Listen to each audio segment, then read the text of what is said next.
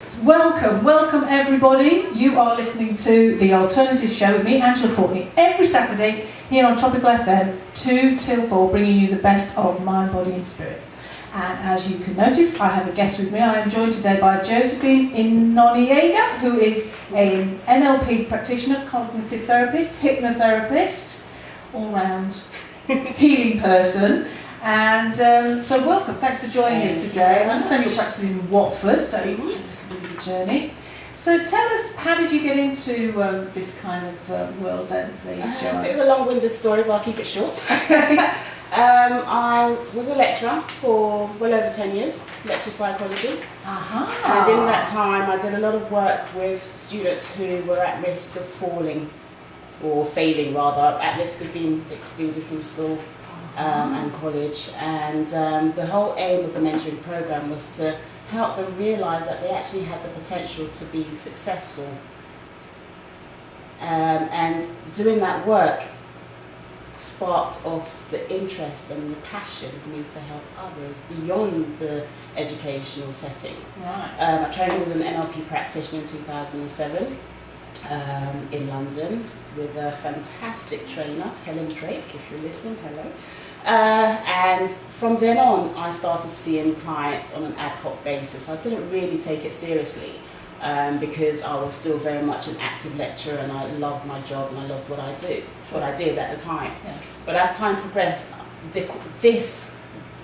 something drew me towards this area of work. I trained as a hypnotist as well, and in 2000, cut it short, last year, took maternity leave. Last year went back to work, and after a couple of months decided actually, do you know what, I've had it with the teaching. And I set up my company. Brilliant. And Big here step. I am, absolutely. Well done. And how is it? Because it is a big change, isn't it? It is. Self-employed Absolutely. and having your own business, Yeah. or consuming it can be. Exactly. It was a steep learning curve. Sure. That was the hardest thing for me, to change my mindset, in the sense Yeah. that I was working for myself, so I needed to be absolutely disciplined Yes. to get up in the morning, Yes. to get to work. Yes. At the time I was based at home, now I'm based in Winter Business Centre. In So it was, Watford? so it was difficult getting up, getting my mind in gear to actually work in my back room. Yeah. But I absolutely love it. I can't see myself doing anything else. Yes. Are you a nice boss to yourself? Or are you working yourself like a lot of people do? 50-50. I do like to have a balance. Yes. Yeah, I do work hard. Families. Yeah, exactly. I have a family. I have 3 very young children, so yes. That's normally a full-time job. So well done. Okay, well let's come back a little bit and let's talk about NLP. And because there are lots of people that, what's that? Yeah. So first of all, what does NLP stand for? NLP stands for Neuro Linguistic Programming. So the neuro, I'll break down each letter in the acronym, and then we'll talk about, I'll summarise generally what it means and how I use it to help clients. So the N stands for neuro, which talks about neurological processes, so mental processes, brain processes, thought processes, etc. The linguistic part of it is all about language, how we use language to communicate what's going on in our mind. Okay. And the programming is all about patterns of behaviour that we have developed over time. So to put it all together, neuro-linguistic programming looks at how we think, how we communicate what we think, and how we behave in relation to what we think. In some instances, our thought processes serve us well. Yes. In other instances, they don't. And what NLP aims to do is to help people realise when their thought processes aren't serving them well, in order to help them change and progress and be as effective as they possibly could be as a human being, as an individual. Okay. In a nutshell. Yeah, no, that was a brilliant nutshell. Now I know a little bit about NLP, not much, and sort of one of the basics of it is that there are some what they call presuppositions of NLP. So this is a way of looking at the world. Absolutely. Could you just explain that, because that's really, I think that's the basic line of it. I suppose. Yeah, in some ways, I mean, it's quite varied. It depends on which lens you're looking at it through. From a therapist's perspective, because I trained as a counsellor, I'm not a psychotherapist, just want to say that before people think that I'm trying to portray myself as a psychotherapist. I am not. Okay. But I trained as a counsellor, and I have counselling skills training. With every training, you have basic principles, basic tenets in which you rest your work, I guess. Yes. And the presuppositions of NLP can be thought of as that. From my perspective in my work, they help me, or they put me in a frame of mind that frees me from judging my clients. Okay. Because the moment someone walks through my door, it's a blank slate, and I take you as who you are based on what you give me. From a lay person's point of view, from any regular person's point of view, they're very useful in stopping us from judging ourselves and from judging others once we get the basic understanding. Some of them are a lot easier to swallow and take on board than others. So give us an example of one of the presuppositions. The one that I like, well, two I like. The first one, the map is not the territory, which basically talks about each and every one of us we all have our own map of the world. I live in my map, you live in your map. And that map is literally our understanding of our place in the world. It's our mental processes, how we understand ourselves and how we understand other people. It's our filters, and I'll use another word that doesn't really come to NLP that much. It comes from another area of psychology, schemas. Our schemas are our mental blocks that make our world knowable to us.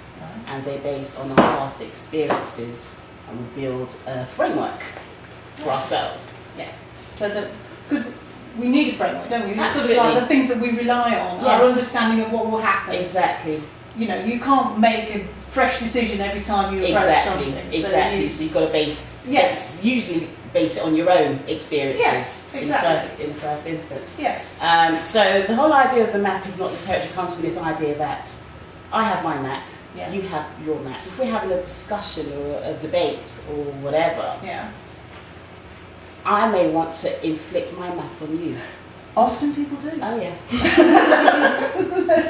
My map is right. Yeah, absolutely. It's the only map. Absolutely. What I say goes. Yes. What I say is right. It's right. It's my experience. Absolutely. It's got to be right. Exactly. So what you say is wrong. Yes. Because it doesn't fit into my map, therefore it's wrong. Yes. So the whole idea of the map is not the territory basically means that your map is your map. Yeah. My map is my map. Right. Understand that we each see things differently. Right. Okay. And perhaps try to educate each other. Right. In order for us to find a common ground. Right. So the whole idea of the territory is this: I am right. Yes. And NLP tries to get people to understand, well, there's not necessarily a right and a wrong, more an understanding. Yeah. So therein, lies the healing of the world. If we all live by that, which it could have a big effect on the world. Okay. Talking about the presuppositions of NLP, and there's another one that you really like. Yes. Just mentioned, and I couldn't agree more. It's the one, there's no failure, only feedback. Yeah. That one, in my experience, when I've said that to people, they love it.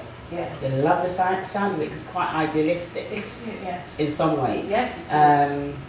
But then difficult for them to actually implement. Yes. When I used to lecture, before each exam, I used to say to my students, just remember, there's no failure, only feedback. Yes. And they'll look at me like, what? Yes. It's only passing that counts. Exactly. And the basis of that is we all make mistakes in life. Yeah. We wouldn't be human if we didn't. Yeah.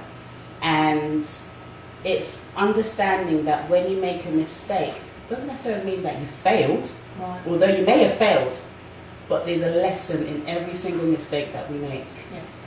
And it's understanding and getting the lesson, learning from your mistake in order not to make the same mistakes again and to move forward.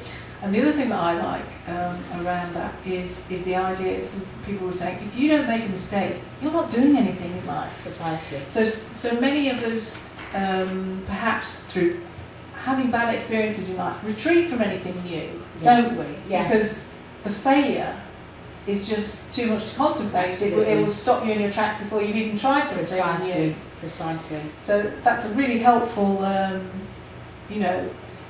you may fail to sort of remember that, but if it's somewhere in the back of your mind, you can sort of grasp onto that. Yeah. I think it is absolutely right, isn't it? Precisely, and the feedback is the lessons. How do you learn? Okay, you may have lost your job. Okay, what could you take out of that experience in order for you to move forward in your life? Yeah. You may have lost a relationship. Okay, what can you take out of that experience to move forward in your life? Yes. You know? And that's something that you help people with? Yes. My focus, I like to focus on people wanting to progress and move forward in their life. So people wanting a promotion, for example, people wanting to change direction, wanting to change their career, improve their sports performance, do better at the things that they're currently doing, but for some reason they have some block or some stoppage to them progressing. So it's looking at, knocking down all those limiting beliefs, all those ideas that I cannot do it, and instilling resources that will enable them to take the first step forward, and then the next, and then the next, and the next. So if I was wanting to change my career or something like that, but was afraid to take that step, what sort of resources might you be helping me to find? Your own resources, essentially. It's the first thing I'd want to do is find out what exactly it is that you're afraid of. Right. And lots of times it is just some nebulous fear of I might fail. Yeah, precisely. What's going to happen if it doesn't work? No failure, only feedback. If it doesn't work, why didn't it work? It's understanding. It's not so much, I'm afraid of taking that next step because I may not succeed, etc. However, if you don't take that next step, you're not succeeding anyway. True. So it's a double negative. That's you're true. Not really, so you've got really nothing to lose. Obviously, I don't say it as bluntly as that, but yes. In a nutshell, that's what it is. Yes, that sounds really helpful.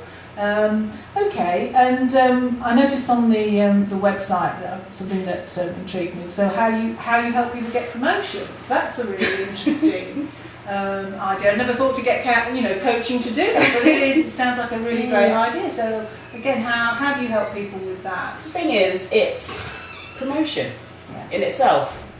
It's marketing in itself. Right. Because you may have an individual who's very good at their job. Yes. Exceedingly good at their job. Yes. And they want to take their position or the career to that next level, yet they hide themselves in office. No one notices them. Yes. They may notice that, that person X does a brilliant job at whatever it is that they do. But when it comes to a promotion, person X may likely be the last person on the list because they're not out there. Yeah. So some of the things that I wrote about in that article is getting yourself out there, making yourself known, making yourself noticed. A lot of people that don't do that is that fear of, fear of being successful, because a lot of people I come across do have that fear. Yeah, it is bizarre, but I can see so therefore, if I'm successful, I can't handle it, so it's better if I shy away and hide in a corner and just get on with what I'm getting on with. Yeah. For other people, it's just their upbringing. Yeah. Okay, each individual is different, and I work with individuals as they are based on their own maps, their own resources that they bring along to the therapy. Yes. But essentially, is getting them to a point where they feel comfortable enough to take that next step, to shine, to step out there and say, look, this is me. Yeah. And in some ways, I use my own experiences because that's what I've had to do. Yeah. I knew immensely that I had this great source of energy that I wanted to go out and help people develop themselves. I was from a very young age, into personal development, but shied away from the limelight because I wasn't sure I was going to be able to handle it if things did work out, because I knew I was that good, things will work out, but I was too afraid of being out there, and I had to break down that barrier and to take that step. I completely I know exactly what you mean. Same for me, really. I've sort of been in a professional career, but it didn't suit. But in a way, I was hiding away and not shining. And it takes some doing to go. Hey, I'm going to be myself, the best self, and support yourself and believe in yourself. Precisely, and not expecting. That may sound a bit bizarre because you think, well, you should expect to be successful. The reason I say not expecting is because we place all the emphasis on expectations. Right. And in doing that, we put pressure, more unnecessary pressure on ourselves. Right. And I like what you just said there, it's being yourself and allowing yourself to just be, allowing yourself to shine and let the universe, or whatever you want to call it, do the rest. Yeah, bring you what Absolutely. you're ready to receive at that Exactly, point. exactly. Rather than going, I need to be there now, or... Precisely. Yeah, I still do a bit of that. Yeah, I think we all do. Hey, you know, I think I deserve a little bit more. I think we all do. Yeah, It's but- human. Yeah, I think totally, I agree with that point. That's brilliant. Okay, right, let's talk some more about some of your work and how you help people. Again, one of the things that interested me on your website was about dealing with difficult people. That you can help people deal with difficult people. Because it's always the other people that are difficult, it's never us, is it? We're never difficult. No, not at all. Again, that goes back to what we talked about earlier on with the map is not the territory, and trying to claim territory. Those people who we may class as being difficult may be the ones that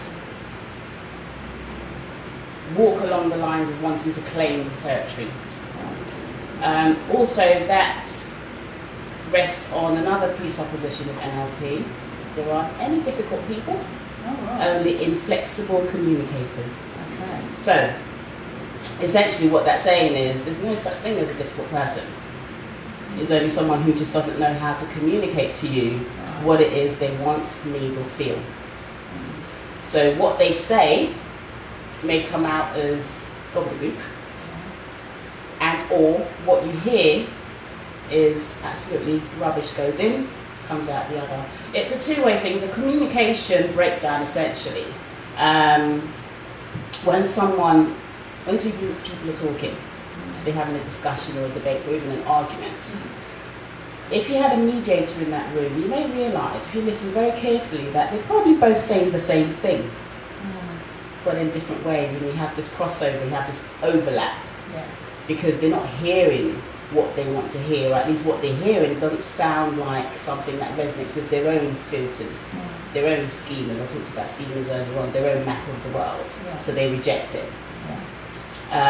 So what I try to advise is, or not so much advise, but what I try to get my clients to understand is that people have different ways of communicating.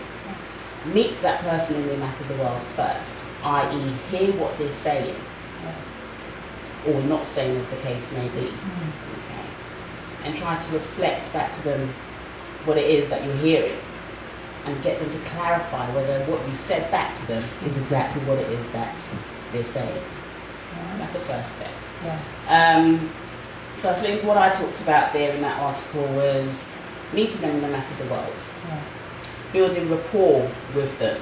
A lot of times when, again, if you watch two people having a debate or an argument, they're so out of sync with each other, out of rapport with each other.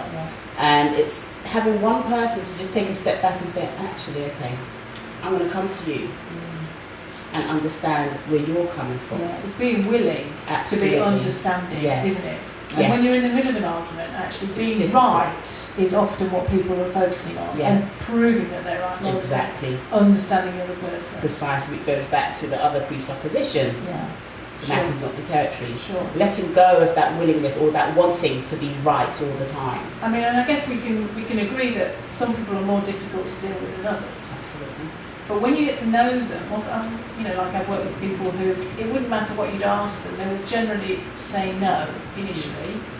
But when you notice that, you realise if you give them an hour to think about it, and you don't argue with them, and just go, okay, I'll do that with you, then they come around. You know, because some people are afraid of being asked to do things. Do you know what I mean? It's that kind of thing, I guess, that you sort of... In some ways, yes, exactly. And I'll go back to what you said earlier on. It's all about having that willingness to take that first step.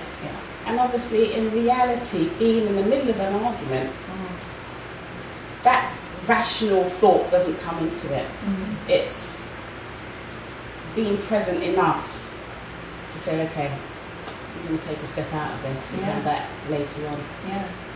definitely. To step away and you regain your perspective. Exactly. So it's teaching or getting clients to understand or have that control within themselves to know when to say, okay, right, okay, this isn't getting us anywhere. I'm going to take a step out.